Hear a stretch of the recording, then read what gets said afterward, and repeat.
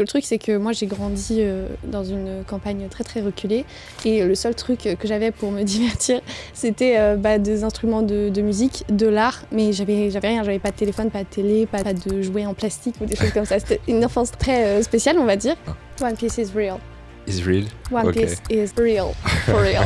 Et je pense que ça m'allait vraiment pas et c'est une période où j'étais vraiment très très très malheureuse et j'étais une autre personne quoi. Et je pense que j'ai été en fait une autre personne un peu toute ma vie. Pourquoi tu dis ça devant le monde entier?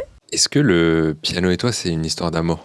Oui. Raconte-moi, ça a commencé à quel âge, comment Alors, je me rends compte qu'à chaque fois, je dis que j'ai commencé le piano à 5 ans. C'est pas vrai, mais, en fait. je pense que c'est pas vrai. T'as commencé l'année dernière. Non, mais je pense que... Non, c'est pas vrai dans l'autre sens. Le truc, c'est que j'ai toujours grandi donc, avec un piano de famille, un vieux piano, Qui n'était pas un accordé. vieux monsieur, tu vois.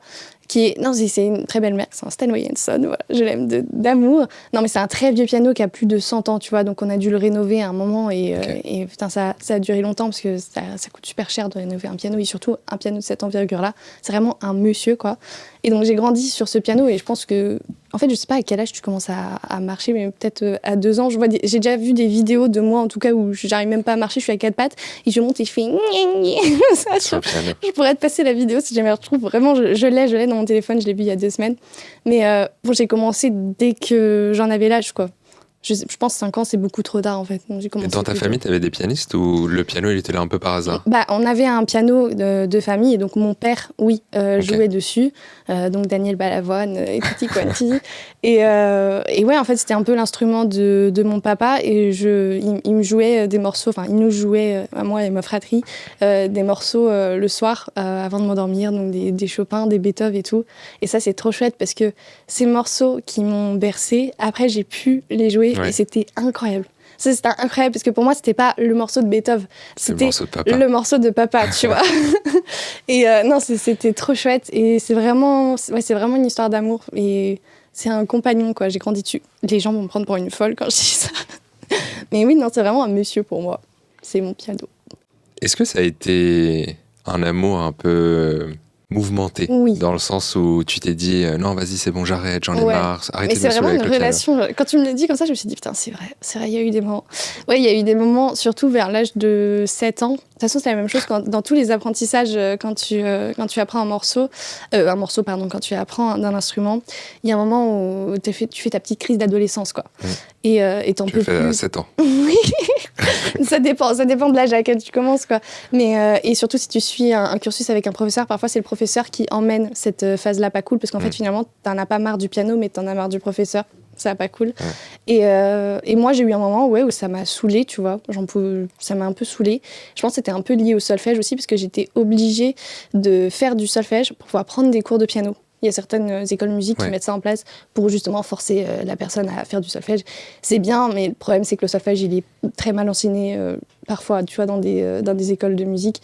Je veux dire, la personne qui enseigne est très, très compétente. Le truc, c'est que dans la pièce, il y a peut-être 30 personnes et il y a juste deux intellos de la classe là, qui comprennent tout, tu vois. Et toi, t'es là en train de trembler, en train d'avoir peur que le professeur il dise « Mira, tu liras la dictée de notes la fois prochaine. » Des trucs comme ça.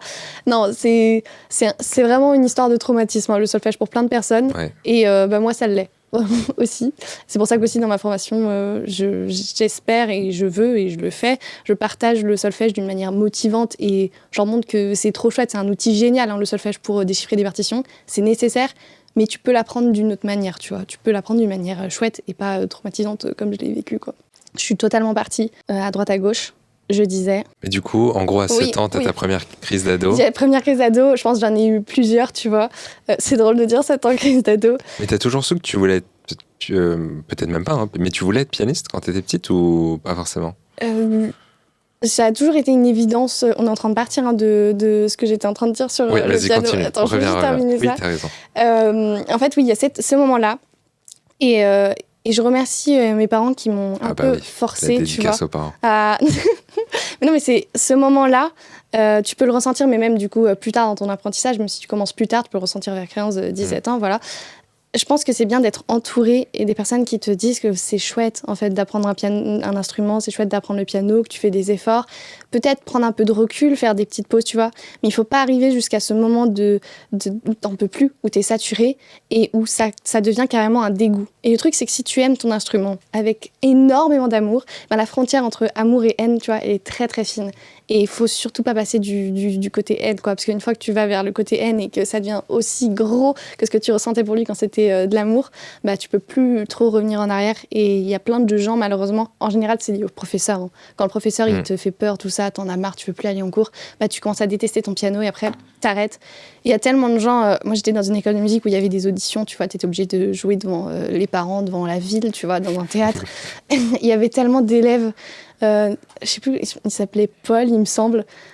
Dédicace à Paul, l'inconnu.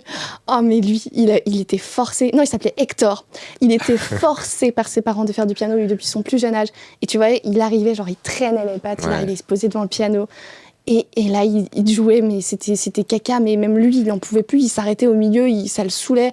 Et ça faisait mal à tout le monde, en fait. Et tu disais, mais en fait, finalement, Hector, arrête de jouer du piano, quoi. C'est pas fait pour toi. Mais c'est pas fait pour toi parce que tu n'aimes pas et qu'on est en train de te forcer. Finalement, tu peux jouer d'autres choses, quoi. Et ce qui est horrible, c'est que finalement, je pense que Hector a été traumatisé et que plus jamais il jouera du piano, tu vois, dans sa vie. Ouais. Alors que finalement, en fait, si c'est pas fait pour toi, tu arrêtes. Au moins, garde cette envie-là d'apprendre un instrument et va jouer d'un autre instrument, quoi. Mais faut trouver cette limite-là entre est-ce que je force mon enfant, est-ce que c'est vraiment fait pour lui ou pas, pour qu'ensuite, peut-être qu'il reprenne le fil du piano et continue de jouer. Donc moi, on m'a un peu forcée. Et en fait, c'est moi-même, j'ai réalisé moi-même qu'il fallait en fait que je me force à faire des cours de solfège et qu'il fallait que je me force à reprendre le piano parce que c'était trop chouette et qu'il y avait tellement d'autres choses à explorer que juste se bloquer sur un menuet de Bach qui me plaisait pas, quoi. Et pourquoi t'as pas fait une école de musique et juste suivre un parcours de pianiste? J'ai fait une école de musique. T'as fait les Beaux-Arts, non?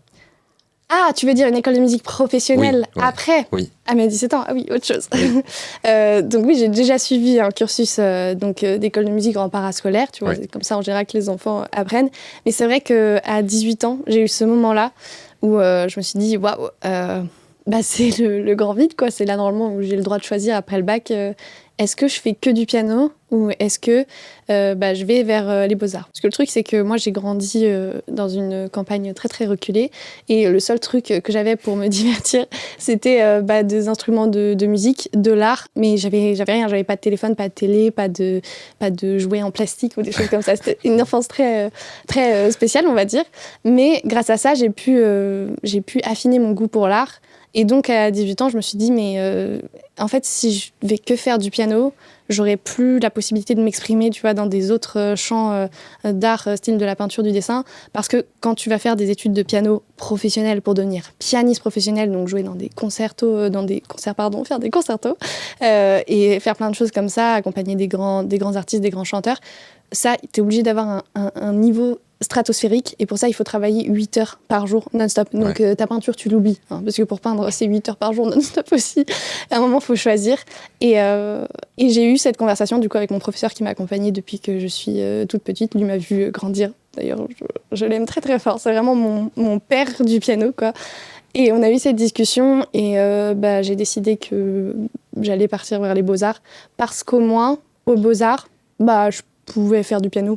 Parce que vu que c'est des arts, tu vois, je peux continuer à faire du piano. Et de toute manière, j'ai continué à jouer du piano pour moi. Mais j'allais pas en faire à un niveau stratosphérique parce que j'allais oublier la peinture, le dessin. Et que j'avais trop ce besoin-là. Tu sais, à 18 ans, t'as envie de découvrir le monde, tu vois. T'as envie de découvrir plein de chemins différents d'expression artistique. Et donc, c'est pour ça que je me suis mis... j'ai décidé de passer les concours des Beaux-Arts. Est-ce que là... félicitations. Est-ce que là, à chaque fois que tu te mets derrière ton piano, c'est une partie de plaisir, ou est-ce qu'il y a des fois où t'es là, non. J'y vais un peu à contre-cœur parce que je dois faire une vidéo ou parce que je dois sortir un truc. C'est pas la même chose, faire les vidéos ou alors y aller à contre-cœur. Il y a d'autres choses, il y a deux choses. Parce que le truc, c'est que moi, j'en ai fait mon métier. Et donc, parfois, quand t'es créateur de contenu, une fois que ça devient ton métier, c'est des types de motivation. T'as type de motivation type 1, type 2, type 3. C'est ce que je mets dans ma tête. Et en gros, il faut pas que... Donc, t'as ta motivation de plaisir et t'as une motivation de... Ça va faire rentrer de l'argent, tu vois. Ouais. Et le truc, c'est qu'avec la motivation, ça va faire rentrer de l'argent. Le plaisir n'est plus trop là, quoi. Et après, ça te fait plus du tout plaisir. Et après, tu peux être dégoûté de ta passion première. Et c'est ça que j'ai pas envie de vivre avec le piano. C'est, j'ai eu des moments où c'était comme ça, où tu sais, les stats, tu vois des vidéos qui marchent bien, il faut les refaire en mieux. Et l'influence, c'est vraiment un marathon. Il faut jamais s'arrêter et toujours continuer. Et donc, il y a eu des moments, oui, où je me suis forcée, tu vois. C'était plus trop un plaisir, c'était un métier, quoi, parce que il fallait continuer de produire des vidéos. Et oui, c'était pas un giga plaisir, mais j'ai taffé mon piano et après, j'ai sorti la vidéo. Mais suite à ça, tu vois, tu fais plusieurs fois. Parce qu'après, le métier de l'influence, on n'est pas formé, on se forme tout seul. Donc ça fait partie de ma formation, on va dire. Et c'est là où j'ai réalisé qu'il fallait vraiment que je garde ma motivation du type passion. Et que quand je fais une vidéo sur les réseaux de piano, je la fais avec passion. Et c'est pas un truc qui a été forcé. Donc c'est pour ça qu'au bout d'un moment, en général, c'est pas que pour moi, hein, c'est pour plein de créateurs, au bout d'un moment, les vidéos s'arrêtent, il y en a moins, ça me nuise. Mais c'est pour ensuite mieux se préparer à partager de la qualité, tu vois. Ce serait quoi le job de tes rêves? C'est déjà ce que je fais. Là, aujourd'hui, tu étais vraiment dans le scénario idéal. Donc, ouais. Décris-moi un peu ton job aujourd'hui, c'est quoi? Alors, mon job, c'est trop chouette déjà au niveau du temps, tu vois. Je peux me lever quand je veux, je peux me coucher quand je veux. Donc, j'ai parfois un rythme assez décalé, mais quand il y a des rendez-vous style à 9h pour aller tester des pianos, j'y vais. Bon, après, je fais une giga sieste le soir parce que je tiens pas le coup. Mais j'ai déjà un emploi du temps assez libre. Et mon job, c'est de partager plein de contenus autour du piano, de la musique. Et après, je vois un peu... en fait, je fonctionne avec des projets, genre plusieurs gros projets dans lesquels je vais. Et le truc, c'est que vu que je fais plein de choses, genre artistiques, peinture, dessin, piano, chant, mannequinat, plein de trucs, tu vois. Je me suis rendu compte que c'était impossible de tout faire en même temps. Et donc, ce que je fais, c'est que dès que j'ai un projet que je veux absolument faire, je le mets en numéro 1, tu vois. Peut-être que je peux bosser en numéro 2, un petit projet, mais finalement, c'est mieux, tu vois, de vraiment s'occuper du 1. Tu te focuses à 100% ouais, je sur me le 1. focus à 100% et je vais jusqu'au bout. Et une fois qu'il tourne tout seul, je peux me lancer sur un autre projet. Et donc, c'est comme ça que fonctionnent mes semaines. Et donc, après, il y a des événements, des trucs organisés par TikTok, les réseaux, ou même des soirées pour réseauter dans le monde de l'industrie musicale, des choses comme ça. Je choisis, je mets ça dans mon emploi du temps. Et sinon, tout le reste est dédié à mon projet professionnel où je suis en train de travailler en ce moment dessus. Donc, actuellement, mon projet professionnel, actuellement, là, je suis à fond en train de bosser sur ma formation de piano. Donc, je veux vraiment faire quelque chose de quali. Donc, je suis à donf dessus et je m'entoure aussi d'une équipe qui est en train de m'aider à rendre ça encore plus pro et pour aller encore plus loin. Et ça, tu vois, je bosse dessus. Je sais pas, peut-être là, je vais être à fond dessus pendant un mois. Et une fois que ça tourne tout seul et que c'est OK et que l'équipe est OK et moi-même pour déléguer, je vais repartir sur mon autre projet qui était il y a 2 semaines, bien bosser sur mes compos et rentrer un peu dans l'industrie musicale avec un statut d'artiste, avec des compositions musicales de piano, tu vois. Donc, c'est des choses complètement différentes, mais les deux me passionnent de fou. Et voilà, c'est mon métier de passion, c'est trop chouette. Trop bien, félicitations déjà. Tu vis de beaucoup. ce que t'aimes. Oui. Je connais pas trop l'univers de la musique. Aujourd'hui, tu bosses avec des labels ou potentiellement t'as des pistes. Ce serait ton rêve de rejoindre un label, de sortir tes propres compos. Enfin, raconte-moi un peu comment ça fonctionne. Est-ce que t'as envie d'intégrer cet univers-là? Si oui, comment?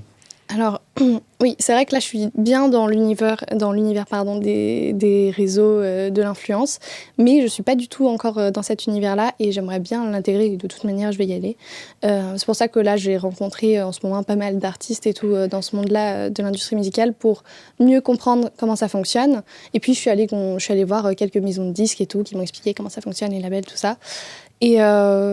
Et en fait, t'as pas forcément besoin d'un label pour te lancer en indé. Tu ferais plus d'écoute aujourd'hui, je pense, seule. Ouais, Enfin, en fait, le label...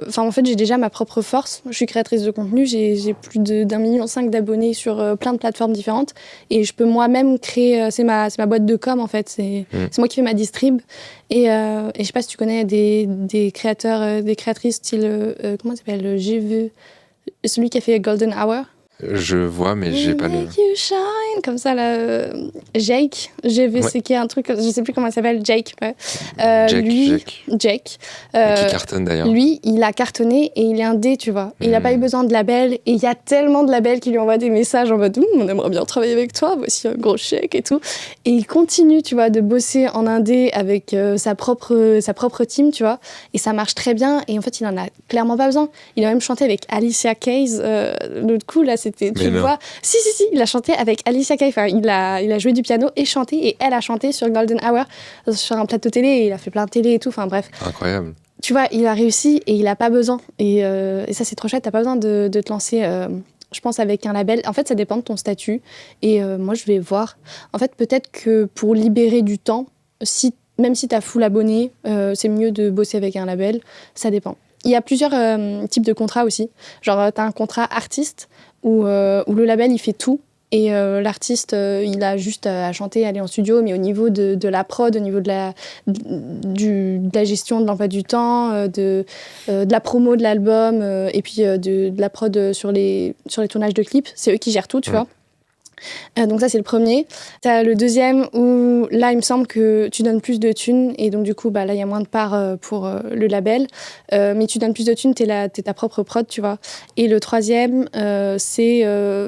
ils font simplement la distrib. Ok. Genre sur Spotify, les disques, tout ça. Et puis voilà. Donc tu choisis en fait sur les trois. Mais en soi, en fait, si jamais t'as déjà les contacts pour la distrib, t'as même plus besoin d'aller voir une maison de disques. Donc ça a grave changé. Hein. Je pense que c'est vraiment notre ère. Maintenant, on peut faire un peu tout ce qu'on veut avec les réseaux. C'est une chance. Mais c'est un nouveau monde, tu vois. C'est une nouvelle manière de fonctionner et je pense que la génération d'au-dessus a un peu du mal à comprendre ça. Mais je pense qu'on va être encore plus dépassé avec la nouvelle génération qui arrive. Et pour eux, c'est... Mais c'est normal. Mais tout le monde est influenceur. Aujourd'hui, t'as des compos? T'as des sons signés Mira ou pas? C'est quoi cette petite question envie d'écouter? Oui, j'aime et je garde ça secret. Okay. Je n'utilise... C'est pas sur Spotify, les plateformes et tout? Je n'utilise rien parce que j'ai envie de faire les choses bien. Et c'est quoi du coup les choses bien? C'est un album? Ça marche comment? Ouais, c'est... En fait, en gros, c'est... Spoiler. Spoiler alert. Non, je veux vraiment bien travailler mes morceaux pour faire de la bonne musique et faire honneur, tu vois, à toute ma communauté qui va l'écouter. Je veux aussi le faire pour eux. Et j'ai envie de faire quelque chose qui me rend fière, tu vois, ou que je puisse écouter et pas un produit ou quoi que ce soit, ou un truc pour lancer un truc. Donc c'est vrai que ça peut prendre du temps, mais je préfère faire un truc dont je suis fière. Parce qu'après, je vais mourir et je vais laisser un truc sur la terre. Et j'ai envie d'en être fière, quoi, c'est tout. Et bon, spoil-nous un tout petit peu quand même, c'est quoi tes inspi? Ça va aller dans quelle direction? Qu'est-ce que tu peux nous dire? Tu veux des noms? Soit des noms, soit est-ce que c'est plutôt ça sera un peu plus moderne, pop ou très classique? Non, c'est une sorte de classique qui peut ressembler à de la BO de film. Genre type ce que tu peux écouter si t'es triste sous la douche. Ok. En gros, je peux spoil mes amis, comment ils réagissent. J'ai un ami en ce moment, il va pas très bien. Et je lui ai dit, il écoute mes musiques et il m'a dit, putain, c'est trop cool, j'écoute ta musique en boucle. Et puis l'autre jour, il est venu me voir, il a dit, bon, j'arrête d'écouter ta musique parce que elle me rend trop triste. Alors en soi, c'est positif, mais en même temps, pas trop, tu vois. Mais non, c'est vraiment ce que je veux faire, émouvoir les gens et leur faire accoucher de leur émotion. Et ça marche. Bon, après, j'ai pas envie de rendre les gens dépressifs, tu vois. Il y a des choses un peu plus gaies. Après, c'est une belle émotion, la tristesse. Ouais. Je pense qu'il faut l'accepter. Moi, j'aime bien. Quand je suis triste, j'écoute des trucs archi tristes et je suis encore plus triste et c'est trop chouette. Et du coup, tes inspi? Et tu veux des inspi Ouais, est-ce qu'il y a des artistes, soit un peu plus récents, soit même très classiques? Là, récemment, j'ai découvert Gilbran Alcocer. Mais oui, bien sûr. Tu connais? Bah évidemment. Avec Idea 1, Idea 2. Ah non, pas du tout. Ah, mais il sort de ouf. C'est un créateur de contenu qui fait des choses très très simples, très dans la mélodie, la petite valse, voilà. Mais ça touche. En fait, c'est très efficace. Et voilà, donc je sais qu'il y a plein de pianistes de très haut niveau qui vont dire c'est de la musiquette. Bah, ça marche. ça touche beaucoup, beaucoup, beaucoup de gens. Donc ça, c'est trop chouette. Sinon, je peux écouter full Ludovico Einaudi, Hans Zimmer, Sofiane Pamart, voilà, big up. Non, mais il y a plein de pianistes. Et ce que j'écoute de fou, en fait, je pourrais même pas te dire le nom des personnes que j'écoute, parce que sur Spotify, j'écoute de tout sur Spotify. Et quand j'ai envie d'écouter du piano, je vais dans des playlists piano. Et je vais pas que dans la première, tu sais, qui arrive. Je continue, je vais sur les trucs deep et tout. Et j'écoute plein de choses. Et même des choses, genre vraiment, où il y a peu d'écoute. Et c'est là-dedans, en général, que je trouve des couleurs et des sonorités qui me plaisent de ouf. Donc... voilà, je peux que dire que j'écoute à aussi Spotify. Des genres type du rap, du R&B, du reggae. Oui, mais encore une fois, j'en écoute tellement que je peux pas te dire des noms. Ok, ouais. Alors, c'est un bordel, mon Spotify, vraiment. J'étais curieux de savoir si ton Spotify, c'est que du classique et du piano. Ah non, vraiment pas. Vraiment, parfois, je peux écouter du Cardi B, les gars. Ah ouais. Ah oui, vraiment. Et non, c'est super drôle, par exemple, à la salle, parce que je vais à la muscu, parfois à la muscu, j'écoute du piano, tu vois, mais en faisant des trucs très, très deep, tu vois, donc ça, c'est super drôle, le contraste. Mais parfois, ça m'arrive d'écouter, Sasageyo, tu vois, des trucs d'Attaque des Titans, de manga ou des bails comme ça. Là en plus, là, en ce moment, je suis full sur One Piece, donc ouais, c'est vrai que je suis en train de défoncer la bande-annonce de One Piece. Est-ce que le One Piece, il existe ou il n'existe pas? One Piece is real. Is real? One Piece is real. For real.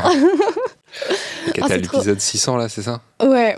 Ah, ne me spoilez pas. Non, mais c'est incroyable. Et attends, j'ai kiffé un truc. C'est que à un moment, j'ai fait une collab avec un artiste qui fait j'ai des vu, fresques. elle était incroyable. Ouais. Il fait des fresques absolument géniales. Et j'ai juste contacté, je lui ai dit, j'ai trop envie de faire gagner ça à ma communauté. Rien. Je ne gagnerai rien, tu vois. Et juste, j'ai vu ça, j'ai envie d'offrir une fresque One Piece à ma commu. Et c'est trop chouette, en fait, ce que tu peux faire maintenant avec des abonnés et tout. Enfin, c'est ouf qu'il ait accepté. Et j'ai fait un post Insta. Et pour participer, il fallait mettre un commentaire One Piece is real en commentaire. Il y avait, je sais pas, plus de 700 One Piece is real, One Piece is real, One Piece is real dans les commentaires. C'était incroyable. Je suis trop fière de cette collab. Et ça l'a boosté, non, l'artiste? Parce que ses œuvres, elles étaient incroyables. Oui, alors déjà, il fonctionne déjà bien. Et oui, j'espère que ça lui a donné de la visibilité. Après, c'est le but d'une collab. Hein. Bien évidemment, il a accepté parce que ça allait lui faire de la visibilité. Puis en plus, l'abonné qui a gagné, parce que j'ai fait un tirage au sort après, putain, la galère pour faire des tirages au sort en plus. Il faut aller sur des sites, carrément, parfois il faut payer pour juste sélectionner un commentaire. Ouais. Et c'était un fan de One Piece aussi, à donf, donc vraiment la chance. Pour ceux qui n'ont pas vu le post, en gros, c'était des affiches réalisées par cet artiste qui mêlaient, si je dis pas de bêtises, différents types de textures. Donc je crois que c'était un dessin avec de l'or. En fait, il y avait c'était de l'or. Il y avait une impression dorée et quand tu bouges sur les côtés, ça brille comme du métal doré. Ouais. Mira, j'ai découvert un truc qui est chaud. Ouais. J'ai découvert que c'est pas ta vraie couleur de cheveux. J'ai digué. Pourquoi tu dis ça devant le monde entier? J'ai digué et j'ai retrouvé des photos de toi avec ta couleur originelle. Et du coup, j'ai une question pour toi. Est-ce que t'as voulu créer une sorte d'identité sur les réseaux? J'ai pas envie de dire personnage parce que ça peut être perçu un peu de façon péjorative.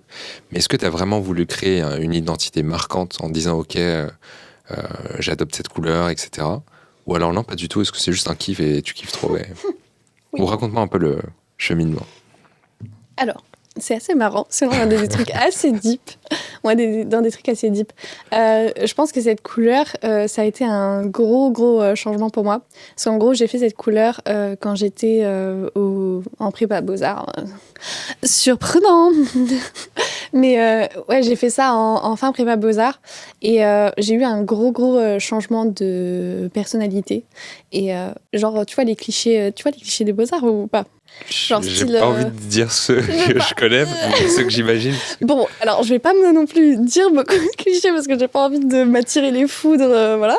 Mais il y a des clichés qui sont vrais, véridiques, des choses qui tournent autour des substances illicites et aussi pour débloquer la créativité. Ouais, non, mais, bien sûr. Non, mais des substances illicites et aussi des choses pour oublier parce qu'on se sent pas très bien globalement. les gens au Beaux-Arts, il y a beaucoup de personnes qui ne se sentent pas très bien mentalement. Parce que, et en fait, vu que tu es un nid comme ça, et c'est difficile, vraiment l'éducation est dure, en fait, on t'apprend en te tapant dessus, mais comme beaucoup d'études sup, hein, vraiment les études sup, surtout. Après, moi, les prépas étaient très, très chouettes. Après, je dis ça, mais parce que j'étais une des personnes qui m'en suis sortie, mais je sais qu'il y a des personnes, tu vois, qui n'ont pas tenu. Donc, en fait, il faut être très, très fort, tu vois, mentalement. Et bref, c'est vraiment un cocon d'artistes. Et oui, on souffre, tu vois, un peu. Et donc, on est un peu tous dépressifs, tu vois, dans notre corps. Et je pense que ça m'allait vraiment pas. Et c'est une période où j'étais vraiment très, très, très malheureuse. Et j'étais une autre personne, quoi. Et je pense que j'ai été en fait une autre personne un peu toute ma vie. Et j'ai décidé de me teindre les cheveux. Et en fait, en un an, j'ai un peu complètement changé. J'ai découvert que j'étais giga, par exemple, extravertie. Avant, j'étais toute ma vie, mais vraiment toute ma vie, j'étais très, très, très timide, introvertie, impossible de parler à des gens, sueur froide, stress intense. Et maintenant, tu vois, je suis une autre personne. Et je pense que ça, ouais, ça m'a aidée à avoir un autre personnage. Mais en fait, ce personnage, c'est plutôt, ça m'a aidée à m'affirmer. Et c'est pour ça que j'aime pas trop, enfin, je vois la moi d'avant, tu vois. Mais je la vois, je me dis, mais qu'est-ce qu'elle est triste. Mais c'est fou. Enfin, là, je suis un soleil par rapport à l'ancienne Mira, vraiment. Donc, ouais. Ça t'a permis de faire peau neuve aussi, un petit peu. Ouais. Nouveau départ, Ouais, nouvelle énergie. C'est une autre personne et je trouvais que ça me correspondait plus. Après, c'est drôle de dire que ça te correspond plus alors que c'est juste une couleur et c'est un truc superficiel, en gros, que tu vas caler sur toi. En fait, je suis née dans un magnifique corps, ma couleur de cheveux était très belle et tout, mais c'est juste tout ce que j'ai vécu. J'ai pas vécu des choses très, très chouettes et ça fait que ça a un peu déteint, tu vois, sur mon image que j'avais déjà. Et je pense que c'est pour ça que j'ai décidé de changer d'image pour faire une nouvelle Mira, quoi. Ouais.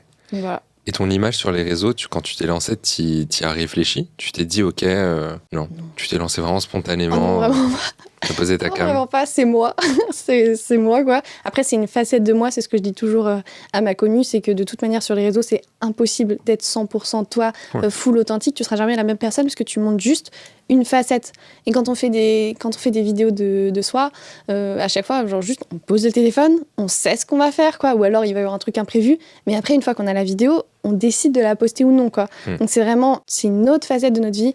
Et ça, j'aimerais bien que les gens le comprennent, parce qu'il y a plein de personnes aussi, surtout de la jeune génération, qui croient que tout ce qu'elles voient sur TikTok, c'est vrai, alors qu'en vrai, tout est faux. Enfin, je veux dire, c'est juste pas la vraie vie.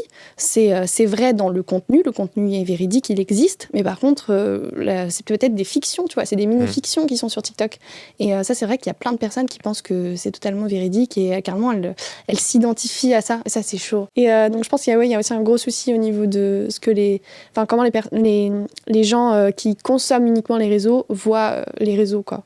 Ils voient ça comme si c'était quelque chose de réel, alors que quand tu bosses dans les réseaux, tu te rends compte que waouh, non, quoi. Quand tu vois un TikTok d'une personne qui est en couple, non. Évidemment, stop. Ouais. Genre, il y en a tellement des gens qui font ça, genre. Après, quand le martèle à chaque fois que tu vois ça sur un profil, sur un autre, etc., tu dis que c'est la norme et que toi, t'es... Ouais, il y a des gens qui font des fausses fiançailles. Ah ouais? Oui, j'ai appris ça l'autre jour. Je ne dirai pas la personne, mais non, j'ai vraiment appris ça l'autre jour et c'est chaud, quoi. Ils font des faux trucs, ils vont tellement loin. Mais après, je sais pas si ça les rend heureux. Je réfléchis parfois, j'essaie de me mettre à la place. Après, je dis non, Mira, reste. Tu es très bien avec ton contenu. Tu es authentique, mais tu seras jamais autant authentique que tu souhaiterais l'être parce que c'est impossible. Et puis voilà. Mais non, j'ai pas réfléchi du tout à ce à quoi j'allais ressembler. De toute façon, j'ai commencé juste en mettant mon téléphone dans ma chambre parce que j'étais toute seule, dans mon appartement, chambre, en prépa Beaux-Arts. Et puis j'ai commencé à jouer du piano. Et puis voilà. J'en suis tellement. J'étais là, bonjour, je suis pianiste et je vais vous jouer des morceaux.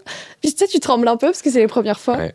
Et non, c'est trop chouette. C'est comme ça que j'ai créé ma communauté. Et tes premières vidéos, elles ont tout de suite décollé ou non? T'as mis un peu de temps à... Non, du tout.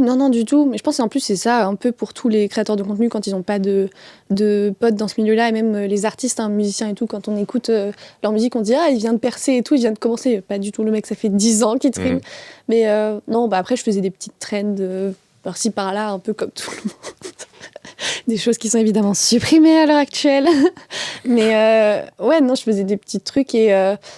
En gros, moi, mon but sur les réseaux au départ, comme j'ai dit, c'est vraiment de faire des lives. Mon but, c'était juste... au début, j'ai juste fait quelques vidéos en me présentant en disant abonnez-vous à ma chaîne pour que j'ai 1000 personnes pour que je puisse faire des lives. C'était obligé d'avoir 1000 abonnés, tu vois. Ouais.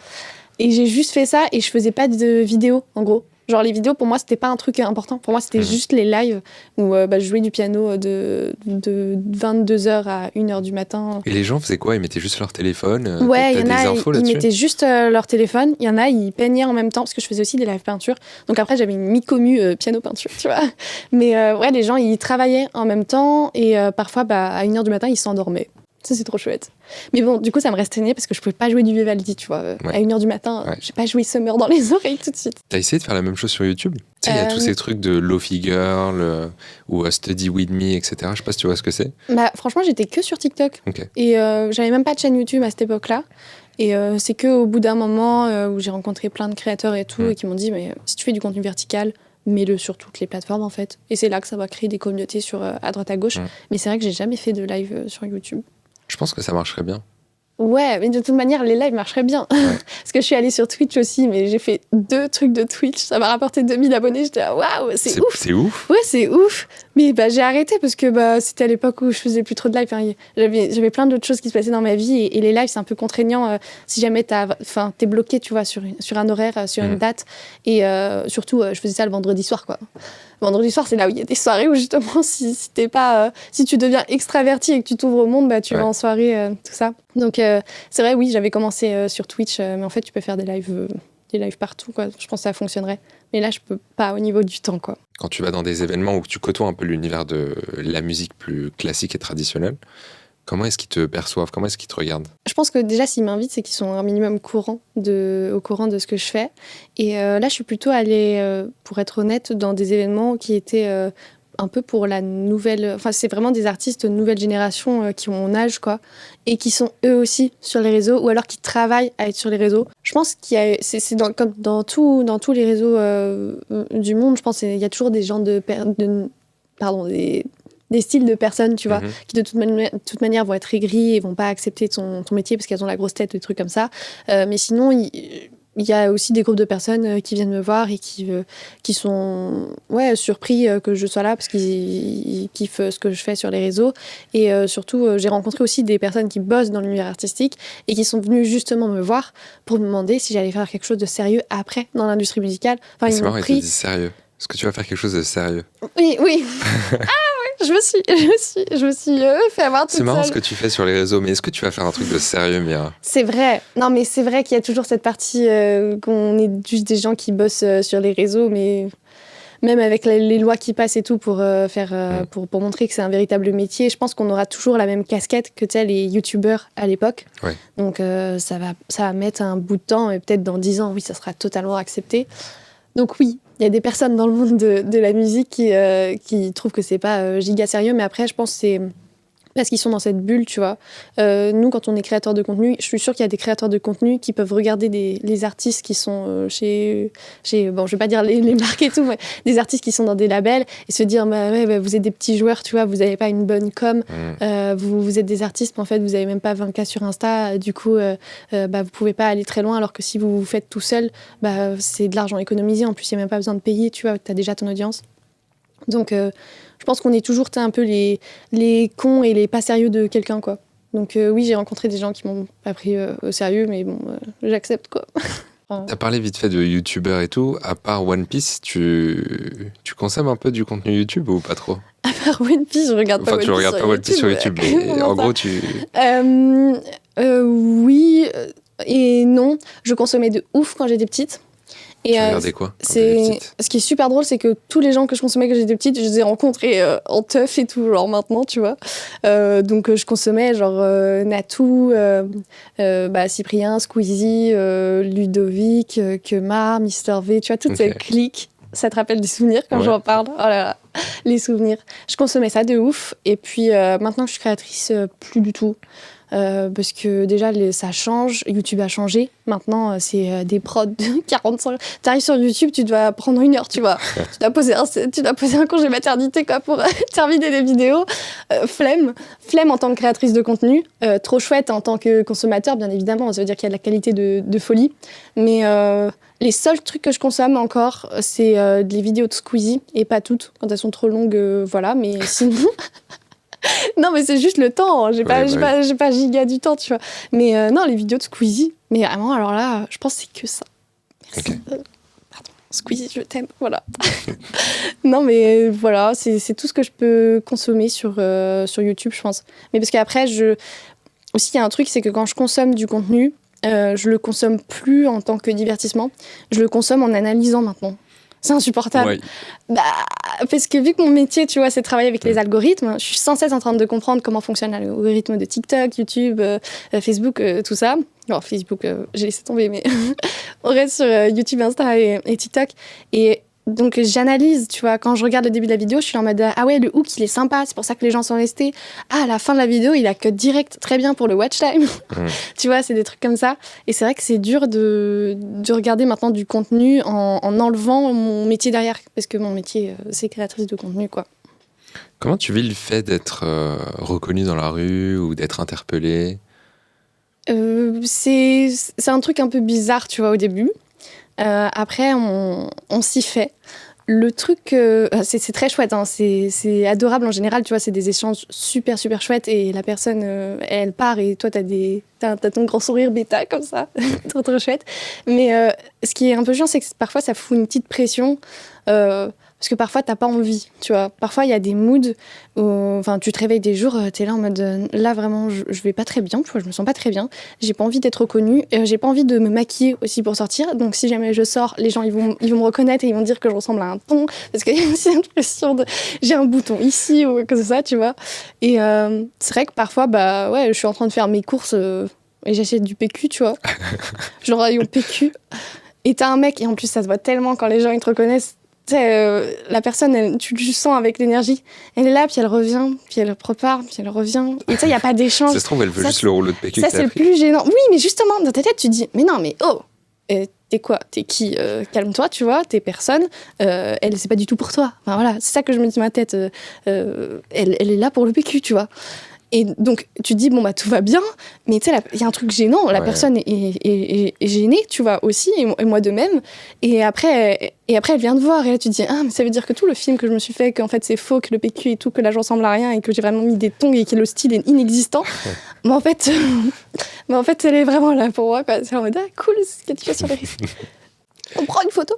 Oui, alors. De loin, mais le filtre TikTok. Ça, c'est fou le nombre de photos que les gens ils doivent avoir de ma tête dans le téléphone où du coup, j'ai même pas réfléchi à comment je peux. Enfin, c'est trop bizarre. C'est bizarre en vrai. C'est bien, ça fait partie du jeu. Ça fait partie du jeu. Et ce qui est chouette, c'est qu'il y a quand même. Il y en a beaucoup plus de positifs que de négatifs. Et comme je disais avant, c'est full sourire, full amour. Et en plus, c'est trop chouette parce que j'ai une communauté qui me suit aussi de ouf pour le piano. Et parfois, ça m'arrive d'avoir des discussions, je sais pas, on s'arrête dans la rue, on parle pendant 20 minutes de piano et la personne, elle m'explique quel est son morceau sur lequel elle taffe et tout, et les petits trucs qu'elle a avec les notes et tout. Et moi, je dis pareil, on parle du solfège, on parle de ça. Ça m'est déjà arrivé plein de fois. Et là, tu sors vraiment avec un giga sourire. Parce que là, c'est encore plus chouette parce que la personne, elle te suit, mais elle t'a aussi apporté des choses pour apprendre le piano, tu vois. Je lui ai apporté des choses pour apprendre le piano. Et elle me rend, en fait, tout ça en sourire et en merci. Et tu vois qu'en fait, ça l'a vraiment aidé. T'as apporté de la valeur aux gens. Et ça, c'est le plus beau. Vraiment, c'est le plus beau. Ça me donne un grand sourire et je l'ai, mon sourire bêta.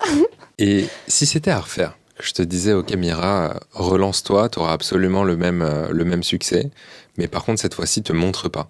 Et t'es complètement anonyme. Je sais pas, par exemple, t'es de dos ou j'en sais rien, ou tu mets une perruque avec des lunettes de soleil. Est-ce que tu penses que tu le ferais ou pas? Je pense pas que ce soit possible de faire la même chose dans le même succès, parce que mon succès, il marche aussi parce que c'est moi et parce que je suis la rousse et parce que j'ai un très grand personal branding autour de moi, tu vois. Donc je pense pas que ça pourrait être la même chose. Et si c'était à refaire, il s'est passé plein de trucs, plein d'erreurs ou des trucs comme ça qui sont arrivés, des bannissements, des trucs comme ça. Mais je pense que j'ai un truc dans la vie, il faut pas regretter, tu vois. Donc je referais la même chose. Et c'est pas grave. Et c'est très bien parce que tout ce qui m'est arrivé de pas cool et tout, c'est des leçons. Et je les ai appris, je les ai bien comprises et je ferai plus les mêmes. Et si jamais je décide de les éviter et tout, elles vont me revenir dans la face plus tard, tu vois. Donc non, je regrette pas. Il faut pas trop regretter dans la vie. Et je me demandais comment tu te formes au piano, toi? Comment moi je continue de me former? Ça c'est une bonne question, très bonne question. Faut surtout jamais s'arrêter, jamais se reposer sur ses acquis parce que c'est bien d'avoir un très bon niveau, mais en fait t'arrêtes de jouer du piano pendant un mois, il n'y a plus rien. Après ça revient, bien évidemment, on peut faire des pauses d'un mois, mais après faut juste retravailler, je sais pas, en 3 mois ça revient quoi. Moi je continue de choper des nouveaux morceaux que je kiffe, et après du coup il y a plusieurs niveaux, parfois il y a des morceaux très chouettes et très simples que je peux déchiffrer rapidement, et je décide quand même de les apprendre et de les apprendre le plus rapidement possible, tu vois, pour avoir plutôt une vitesse de déchiffrage et savoir directement aussi l'avoir dans la mémoire, avoir une bonne mémorisation. Et parfois, il y a aussi des moments où je me dis, tiens, j'ai envie de me faire une masterpiece, j'ai envie de me refaire un truc très huge de Beethoven. Parfois, j'ai envie de reprendre aussi des anciens morceaux que je jouais parce qu'en fait, dans ton processus d'apprentissage de piano, tu vas être amené à bosser plein de morceaux. Et c'est un peu triste, hein, mais tu vas en bosser tellement et tu vas en oublier tellement. Et parfois, donc, je reprends des anciens morceaux et j'essaye de le réavoir dans les mains. Et ce qui est chouette, c'est que ça peut commencer à revenir plus rapidement que si tu découvres le morceau pour la première fois, bien évidemment. Ouais. Mais voilà, je reprends des anciens morceaux, j'en reprends des nouveaux faciles et j'en reprends aussi des nouveaux difficiles. Et je tape sur des grosses pièces de Vivaldi et tout. Et ça, c'est trop chouette en plus de bosser de l'orchestre sur le piano. C'est trop chouette. En ce moment, je bosse Vivaldi, c'est pour ça que je suis trop heureuse. Trop bien, tu me feras une démo. Oui, ça arrive bientôt. C'est quoi le morceau ultime, que ce soit d'un point de vue technique ou d'un point de vue attrait personnel, tu vois, qui te donne vraiment envie, que tu sais pas encore jouer ou qui est peut-être trop technique, j'en sais rien, tu vois. Mais c'est quoi pour toi le end goal, le One Piece du piano? Je pense qu'il n'y a pas de One Piece parce que pour moi, il n'y a plus trop de... Il n'y a pas de One Piece? One Piece is real. One Piece is real, but not in the piano. En fait, peut-être que je ne l'ai pas encore découvert, tu vois. Okay. Mais en plus, j'ai pas... Enfin, moi, ça ne me fait pas peur, les niveaux, enfin, les pièces difficiles, les morceaux difficiles, et un tel à tel niveau, ce pianiste, il est trop fort techniquement. Parce que vraiment, au bout d'un moment, ça ne veut plus rien dire, le niveau d'un pianiste. C'est seulement son interprétation, sa patte qui va venir ajouter. Et le niveau, c'est que du travail. Enfin, vraiment, tu me montres quelqu'un qui sait jouer un truc de ouf... oui, je vais être contente, tu vois, mais je vais pas être non plus impressionnée et perdue dans la jalousie, parce qu'il suffit de travailler, tu m'enfermes 3 mois dans une pièce avec le morceau, où on va l'avoir, et n'importe qui peut l'avoir finalement. C'est pour ça qu'en plus, je partage des formations de piano, parce que je veux montrer que c'est facile d'apprendre le piano. Les gens vont dire « c'est pas facile » et tout. Placement de produit. Placement de produit. Je suis une très bonne créatrice de contenu. Non, mais... C'est qu'avec de la patience, quoi. C'est juste du travail. Et c'est tellement, en plus, mécanique. Le piano, c'est juste recopier. Enfin, tu répètes. Une fois que c'est dans les mains, et hop, tu passes à la mesure suivante. Et après, tu les colles tous ensemble. C'est du Lego. C'est mon nickel. En bref, c'est ma passion. Est-ce que tu penses qu'à ton niveau, tu pourrais jouer tous les morceaux de piano, du coup?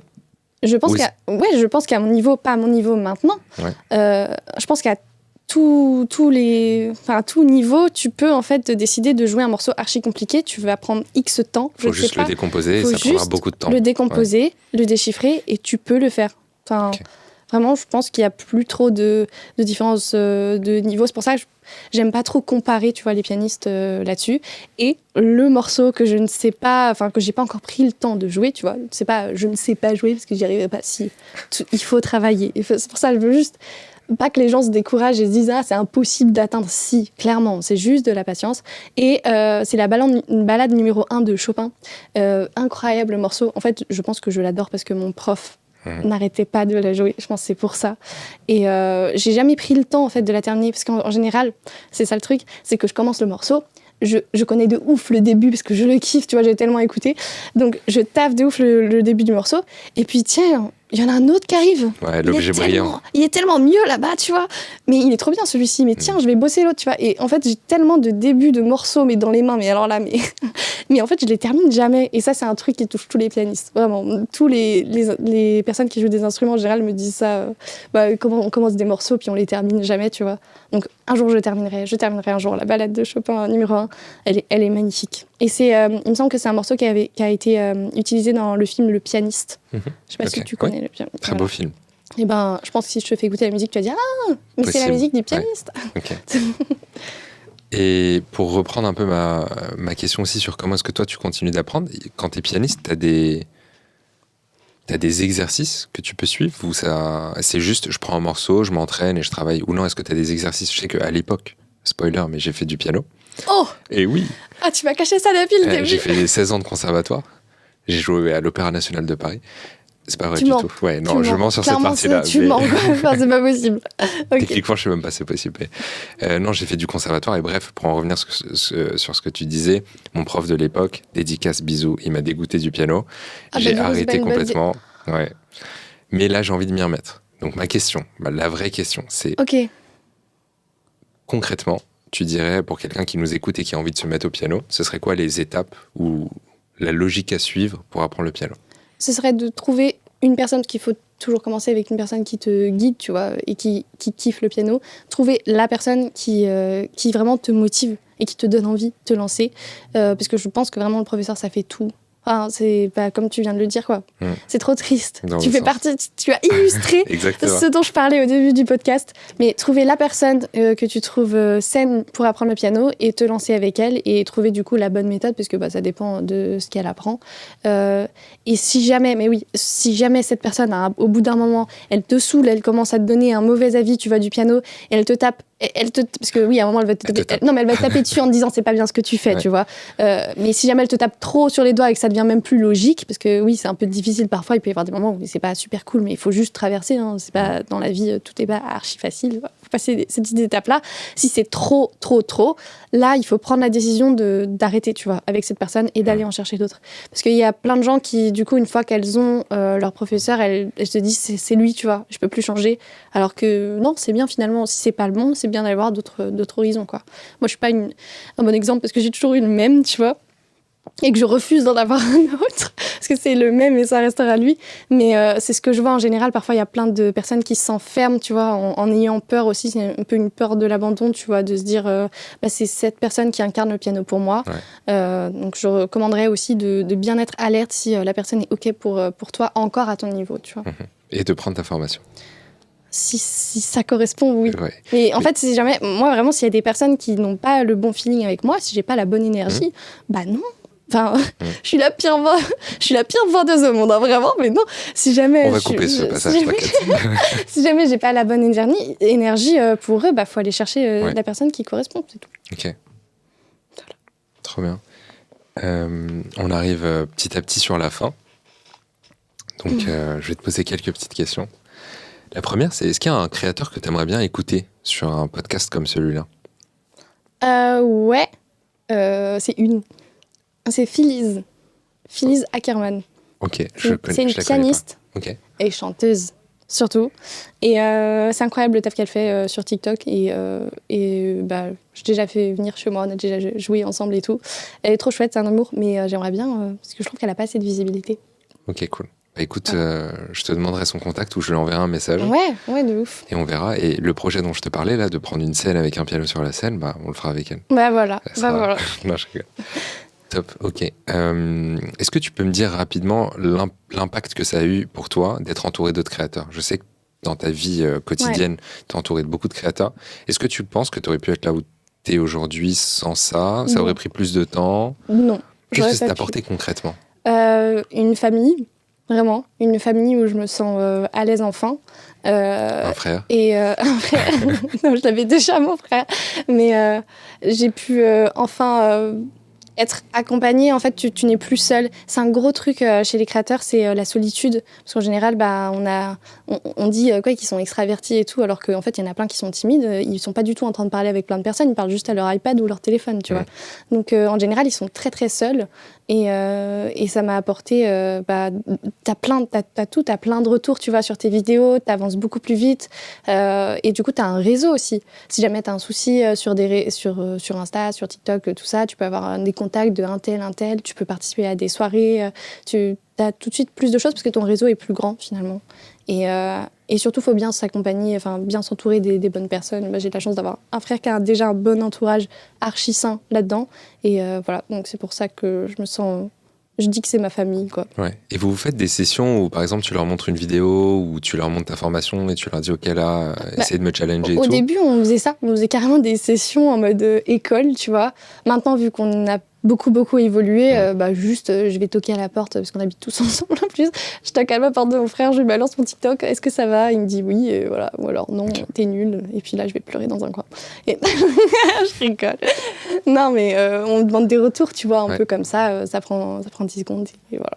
OK, on a eu ton frère sur le podcast d'ailleurs. Oui. Bah, c'est il y a Épisode, je sais plus. Mais Théo, vous pouvez regarder. Ouais, il y a un an. Il y a un moment quand même. Le temps passe. Est-ce que tu as un truc à rajouter? Il y a un sujet qu'on n'a pas évoqué, que tu avais envie d'évoquer. On n'a pas parlé du mime, je sais. C'est ce que tu allais dire? Oui, j'allais dire ça. Mais c'est un sujet tellement vaste. C'est trop gros pour en parler maintenant. Mais c'est un gros projet. Est-ce que tu peux... Ouais, non, c'est un trop gros projet. C'est trop gros. Ouais, justement, là, t'as vu comment on a teasé? Ils vont aller voir sur mon compte, tu vas dire... Tu vas prendre 1000 abonnés là d'un coup. Oh, wow, écoute, non, sauf si t'as un mot pour finir. Si vous avez votre passion, si vous avez un truc dans lequel vous avez envie de creuser et vous dites un jour je m'y mettrai, eh ben n'attendez plus. Parce que ce jour n'arrivera pas si vous l'attendez. C'est vrai. C'est à vous de le prendre. Voilà. Non, je vous engueule, mais faites-le, parce qu'on n'a vraiment qu'une vie, quoi. Et on ne sait pas quand est-ce qu'on va mourir. Allez, c'était super positif, merci. Et on se fait écraser par un bus en sortant. Bon, c'est pas grave, ça sera fini, quoi. Mais C'était un plaisir de t'avoir.